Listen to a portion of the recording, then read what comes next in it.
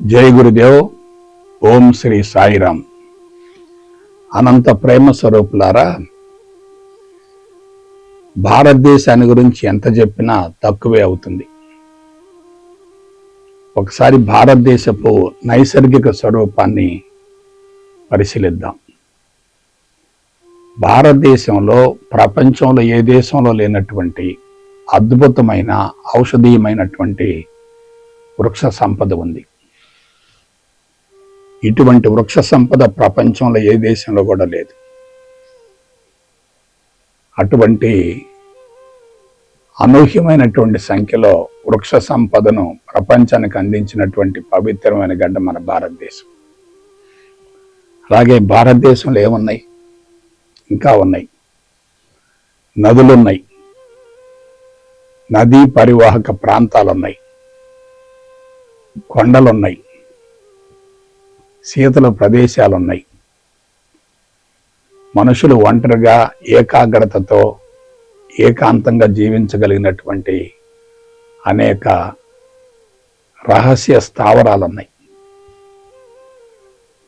ఆ విధంగా భారతదేశం యొక్క నైసర్గిక స్వరూపం ప్రపంచానికే తలమానికమైంది. ఒకసారి ఆలోచించండి. మొక్కల్ని తీసుకోండి. ఒక్కొక్క మొక్క ఇవాళ ఖరీదు చేసేటటువంటి ఔషధాలకు మించిపోయింది. అసలు ప్రతి మొక్క ఔషధమే.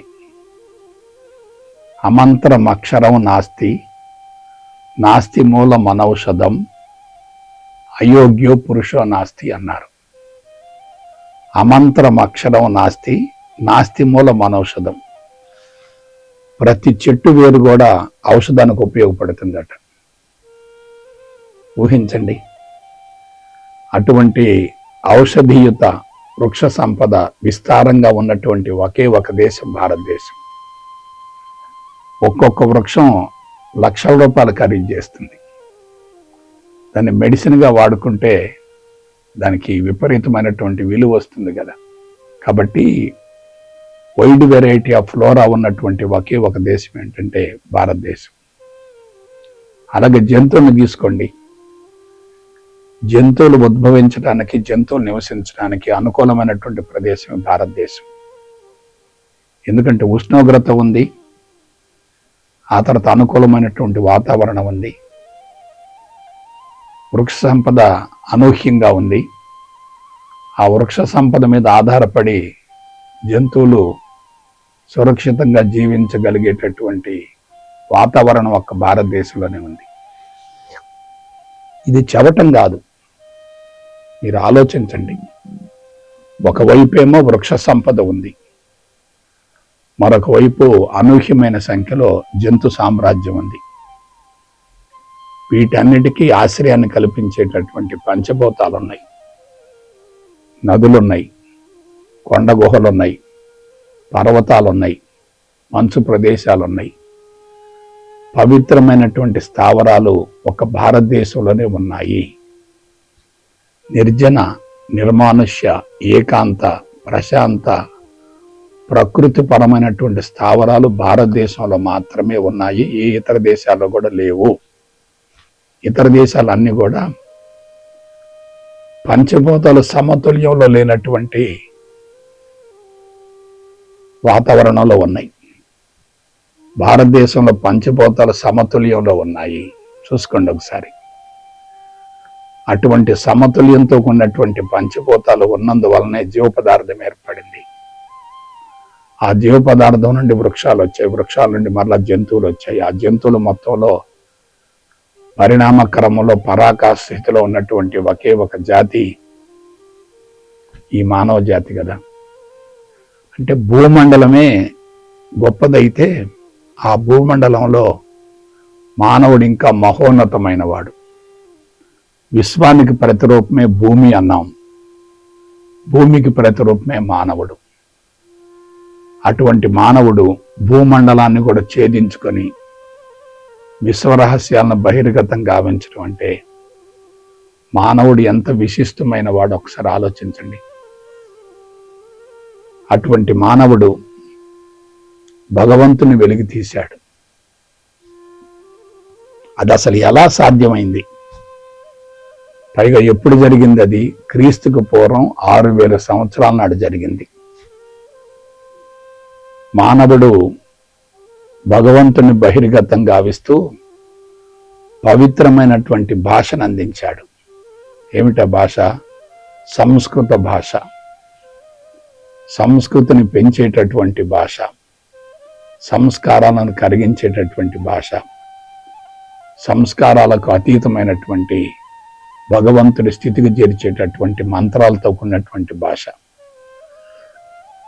అటువంటి భాష ఒక భారతదేశంలోనే బహిర్గతమైంది. ఆలోచించండి, సంస్కృత భాష అన్ని భాషలకు తల్లి వంటిది. It is the mother of all languages. సంస్కృత భాషలో ఉన్నటువంటి అక్షరాలు మొత్తం కూడా శరీరం మొత్తాన్ని కూడా చైతన్యవంతం చేస్తాయి. సంస్కృత భాషలో ఉన్నటువంటి అక్షరాలు మొత్తం కూడా శాస్త్రయుక్తమైనటువంటి శబ్దాలు, పవిత్రమైనటువంటి శబ్దాలు. అటువంటి పవిత్రమైన శబ్దాలతో ఉన్నటువంటి భాష వెలిసినటువంటి పవిత్రమైన గడ్డ భారతదేశం. ఆ భాషను అందించినటువంటి మహానుభావులు ఎవరంటే ఋషులు. కాబట్టి ఈ సంస్కృత భాష ద్వారా, పవిత్రమైనటువంటి శబ్దాల ద్వారా భగవంతుణ్ణి అభివర్ణిస్తూ వేదాలను ప్రపంచానికి అందించినటువంటి పవిత్రమైన గడ్డే మన భారతదేశం. ఈ విధంగా చెప్పుకుంటూ పోతే ఎంతైనా చెప్పచ్చు. నాకు అనుభవం ఎక్కువగా ఉంది, దాన్ని వ్యక్తీకరించేటటువంటి భాష తక్కువగా ఉంది. భగవంతుని ఎలా వర్ణించగలుగుతాం? ఎలా రుజువు చేయగలుగుతాం? ఎలా నిరూపించగలుగుతాం? ఒకసారి ఆలోచించండి. ఈ చరాచర జగత్తుకి ఏదైతే ఆధారమో అటువంటి భగవంతుని గురించి నిరూపించినటువంటి పవిత్రమైన గడ్డ భారతదేశం కదా. భగవంతుడిని గురించి తెలుసుకున్న తర్వాత ఏ వ్యక్తి అయినా జీవితంలో ఇంకా దేని గురించి తెలుసుకోవలసినటువంటి అవసరం లేదు కదా. అలా భగవంతుని వర్ణించినటువంటి పవిత్రమైనటువంటి భాష ఏమిటంటే సంస్కృత భాష. సంస్కృత భాషకు సాటైనటువంటి మరొక భాష ప్రపంచంలో ఎక్కడా లేదు. అందుకే it is the mother of all languages. అన్ని భాషలకు తల్లి వంటిదే సంస్కృత భాష.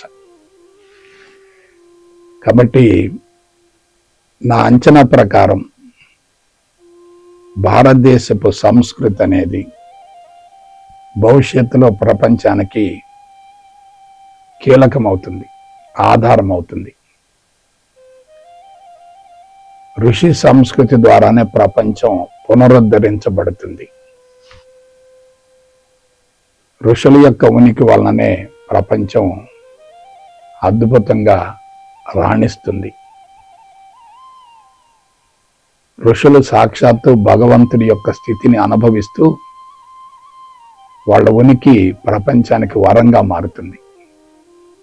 ప్రపంచంలో ఏ దేశంలో లేనటువంటి 4 వ్యక్తులకు జన్మనిచ్చినటువంటి పవిత్రమైన గడ్డ మన భారతదేశం. ఎవరా 4? సద్గురువు, అవధూత, ఋషి, అవతార పురుషుడు. సద్గురువు, అవధూత, ఋషి, అవతార పురుషుడు. కాబట్టి ప్రపంచం మొత్తంలో అత్యంత శ్రేష్టమైనటువంటి జాతి ఉత్పన్నమైనటువంటి పవిత్రమైన గడ్డ మన భారతదేశం. ఇటువంటి భారతదేశంలో పుట్టడమే మన అదృష్టం. ఈ భారతదేశంలో జన్మించడమే మన వరం. భారతదేశంలో జన్మించినప్పటికీ ఆధ్యాత్మికతను గురించి తెలుసుకోనలేకపోతే అది దురదృష్టం.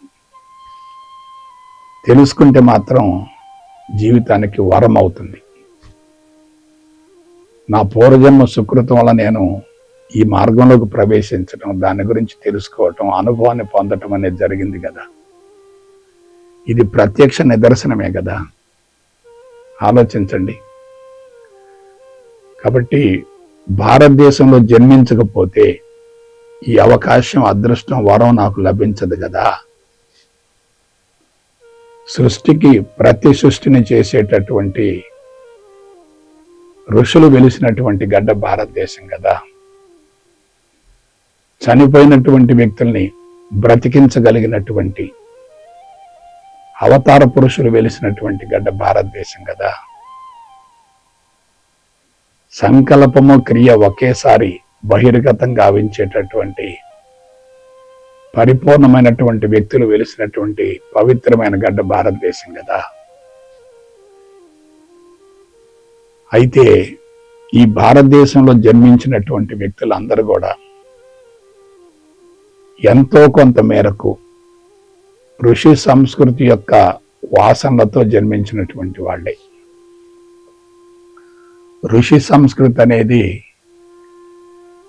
ఎప్పుడూ కొనసాగుతుంది. మనకు తెలిసి కొనసాగవచ్చు, తెలియకుండా కూడా కొనసాగవచ్చు.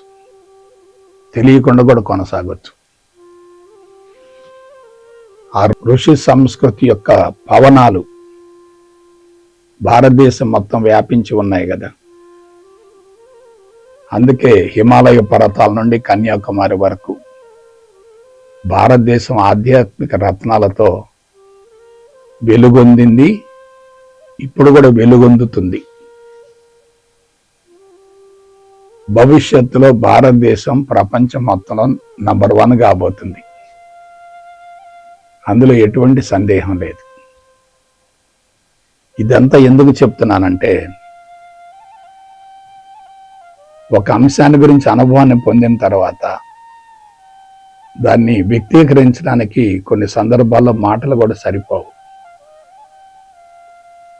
అటువంటి భారతీయ సంస్కృతి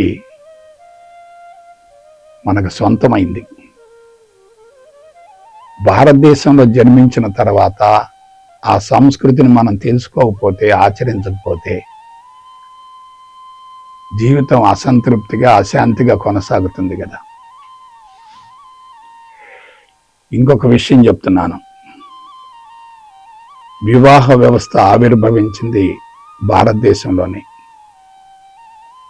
అది మతాల ద్వారా రాలేదు, ఋషి సంస్కృతి ద్వారా వచ్చింది, ఋషి సాంప్రదాయం ద్వారా వచ్చింది, సనాతన ధర్మం ద్వారా వచ్చింది. వివాహ వ్యవస్థ చాలా పవిత్రమైంది. అటువంటి వివాహ వ్యవస్థకు రూపకల్పన చేసినటువంటి మహానుభావులు ఎవరంటే ఋషులు కదా. అలాగే కుటుంబ వ్యవస్థను గురించి ప్రపంచానికి తెలియజేసింది కూడా భారతదేశమే. ఒకసారి గమనించండి. బ్రహ్మచర్యం అంటున్నాం, గృహస్థ జీవితం అంటున్నాం, వానప్రస్థం అంటున్నాం, సన్యాసి దశ అంటున్నాం.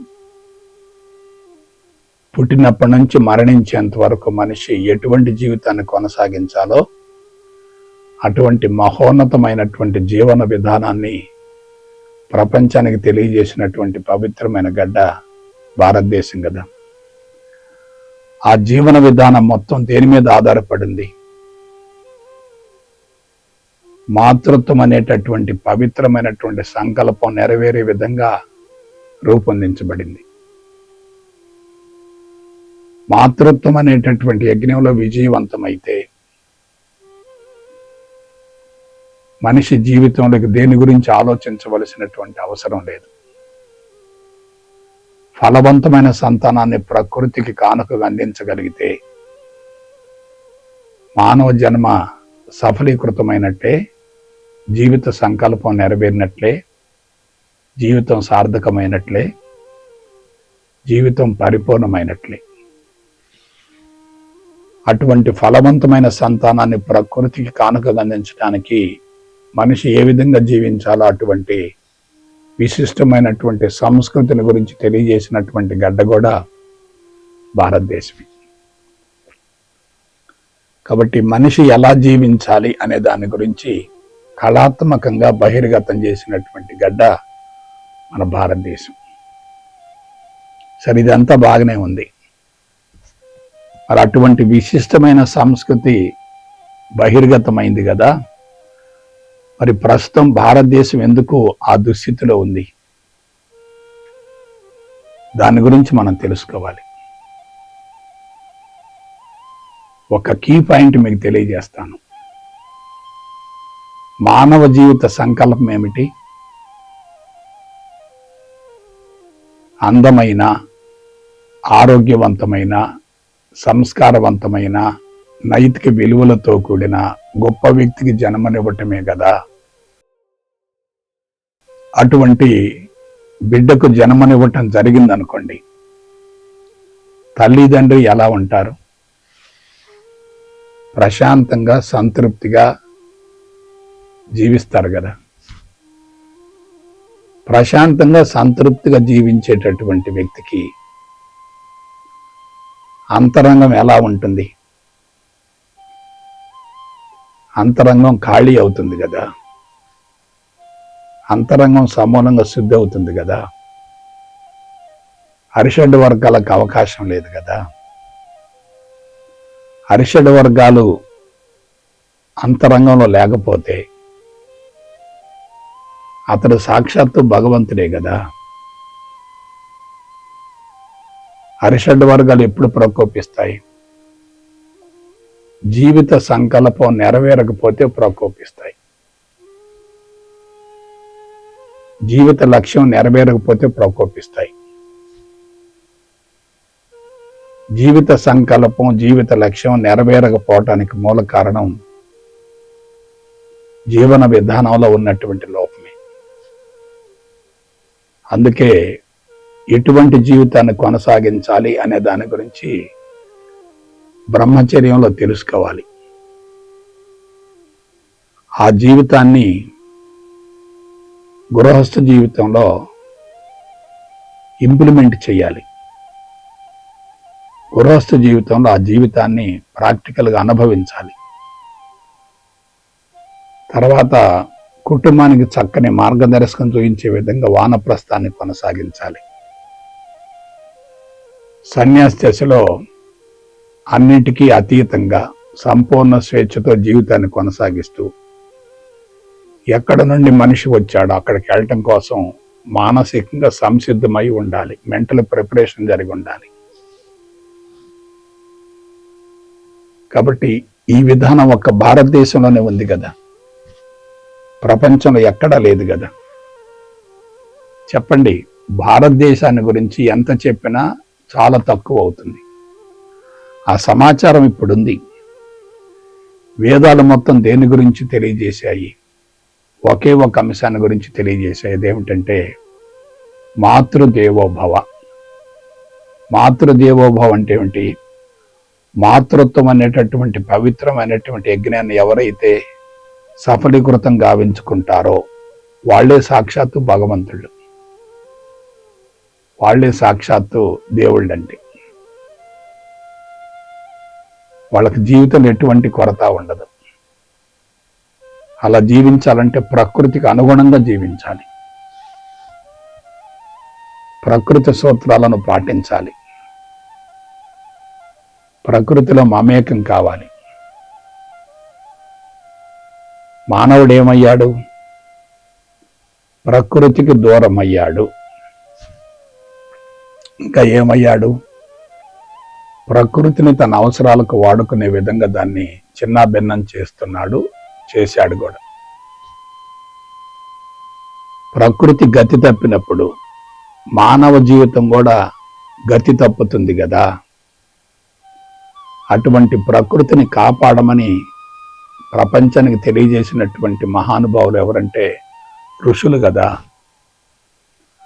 నాగరికత అయినా, శాస్త్రీయత అయినా, సాంకేతిక పరిజ్ఞానమైనా, వస్తు ఉత్పత్తి అయినా, వ్యవసాయ విప్లవమైనా, పారిశ్రామిక విప్లవమైనా, సమాచార విప్లవమైన ఇవన్నీ కూడా పదార్థాన్ని వాడుకునేటటువంటి అంశాలు. కానీ పదార్థాన్ని పరమాత్మగా భావించేటటువంటి అంశం ఋషుల ద్వారా ప్రపంచానికి వెల్లడించబడింది. అటువంటి ఋషి సంస్కృతి భవిష్యత్తులో ప్రపంచానికి అవసరమవుతుంది. ఋషి సృష్టికి ప్రతి సృష్టిని చేయగలుగుతాడు, అద్భుతాలను ప్రదర్శించగలుగుతాడు, మనసులో సంకల్పించిన దాన్ని ప్రాక్టికల్గా నిరూపించగలుగుతాడు. అటువంటి ఋషుల యొక్క జీవన విధానాన్ని జాగ్రత్తగా పరిశీలించి దాన్ని జీవితానికి అన్వయించుకుంటే ఎలా ఉంటుంది. కాబట్టి తాత్కాలికంగా భారతదేశంలో ఉన్నటువంటి ఋషి సంస్కృతి వక్రీకరించబడింది తప్ప స్వచ్ఛమైనటువంటి సంస్కృతి ఇంకా అలాగే ఉంది. ఎక్కడుంది? వేదాలలో ఉంది, ఉపనిషత్తులలో ఉంది, బ్రహ్మసూత్రాలలో ఉంది, భగవద్గీతలో కూడా ఉంది. అటువంటి విశిష్టమైన సంస్కృతి ఇంకా చెక్కు చెదరకుండా భారతదేశంలో ఉంది. అటువంటి విశిష్టమైనటువంటి సంస్కృతిని మనం వెలికి తీసామనుకోండి, భారతదేశం భవిష్యత్తులో నంబర్ 1 అవుతుంది కదా. కాబట్టి నేను చెప్పేది ఒక్కటే, పరివర్తన చెందండి, పశ్చాత్తాపం చెందండి. తప్పు చేయటం తప్పు కాదు, తప్పు చేశాను అని తెలుసుకోపోవటం పెద్ద తప్పు. ఇప్పటికే పతనం జరిగిపోయింది, అది కంటికి కనిపిస్తుంది. మరి పునర్నిర్మాణం జరగకపోతే ఎట్లా? పునర్నిర్మాణం జరగకపోతే భావితరాలకు మనం ఏం అందించగలుగుతాం? ఎక్కడ పొరపాటు జరిగింది అనే దాని గురించి మనం ఆలోచించుకోవాలి, చేసిన పొరపాటును సరిదిద్దుకోవాలి. కాబట్టి నా సలహా ఏమిటంటే, ఒక్కసారి అందరూ కూడా కళ్ళు తెరవండి, పరివర్తన చెందండి, పశ్చాత్తాపం చెందండి.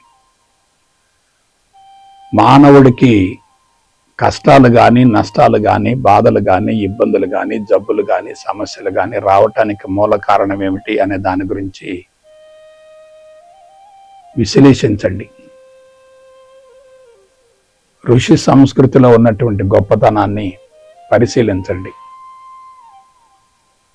అన్ని సమస్యలకు, అన్ని జబ్బులకు, అన్ని రకాల ఘోర విపత్తులకు మూల కారణం ఋషి సంస్కృతిని ప్రపంచానికి అందించడంలోనే ఉంది. వాటి మొత్తానికి సమూల శాశ్వత పరిష్కారం ఋషి సంస్కృతిని అందించడంలోనే ఉంది. సమస్య కనపడుతుంది, పరిష్కారం కనపడుతుంది, ఇంకా ఇబ్బంది ఏముంది? సమస్య కనపడుతూ పరిష్కారం లేకపోతే మనం బాధపడాలి. సమస్య ఉంది, పరిష్కారం కూడా ఉంది కదా. అటువంటి పరిష్కారాన్ని ప్రపంచానికి అందించేటటువంటి పవిత్రమైన గడ్డ భారతదేశం కదా. అటువంటి వ్యక్తులే ఋషులు కదా. అటువంటి ఋషులు వెలిసినటువంటి పవిత్రమైన గడ్డ భారతదేశం కదా. కాబట్టి సమస్య కంటికి కనపడుతుంది, పరిష్కారం కనపడుతుంది. మనం ఏం చేయాలి? సమస్యలను గురించి కలత చెందకూడదు, పరిష్కారం వైపుకు దృష్టిని మళ్లించాలి. పరిష్కారం దిశగా మనం అడుగులు ముందుకు వెయ్యాలి. ప్రపంచాన్ని పరిరక్షించుకోవాలి, ప్రపంచాన్ని కాపాడుకోవాలి, మానవ జాతిని మంచి మార్గం వైపుకు మళ్లించాలి. ఆదర్శ ప్రపంచ నిర్మాణంలో మన వంతు తప్పనిసరిగా కృషి చేయాలి. అది ఆల్రెడీ జరుగుతుంది. మనం కూడా ఏం చేయాలి? మన వంతు భాగస్వాములం కావాలి, మన వంతు కృషి చెయ్యాలి, మన వంతు సహకరించాలి.